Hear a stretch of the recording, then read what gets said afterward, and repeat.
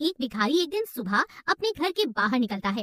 त्योहार का दिन था। उसे गांव में बहुत भिक्षा मिलने की संभावना दिख रही थी। वो अपनी झोली में थोड़े से चावल के दाने डालकर बाहर आ जाता है।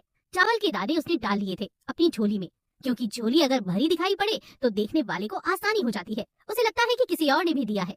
सूरज निकलने के करीब था।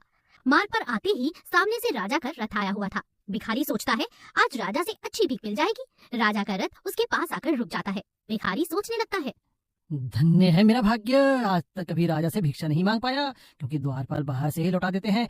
आज राजा स्वयं मेरे सामने आके खड़ा हो गया है। भिखारी अभी सोच ही रहा था कि अचानक राजा उसके सामने एक याचक की भांति खड़ा हो जाता है और उससे भिक्षा देने की मांग करने लगता है।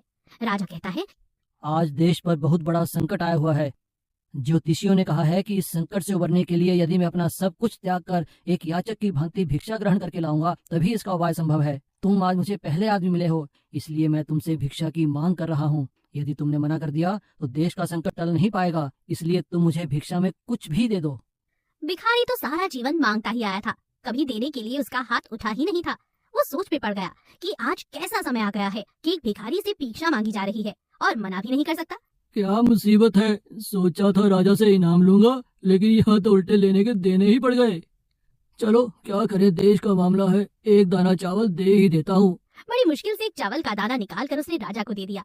राजा वही एक चावल का दाना ले बहुत खुश होकर आगे बढ़ जाता है। सबने उस राजा को बढ़ चढ़ कर भिक्षा दी, परंतु भिखारी को चावल के दाने के जाने का भी बहुत ज्यादा गम सता रहा था। जैसे तैसे वो शाम को घर आ जाता है। भिखारी की पत्नी ने भिखारी की झोली पलटी तो उसमें से भीख के अंदर एक सोने का चावल का दाना दिखाई दिया। भिखारी की पत्नी ने उसे जब उस सोने के दाने के बारे में बताया तब भिखारी छाती जोर जोर से पीटने लगा।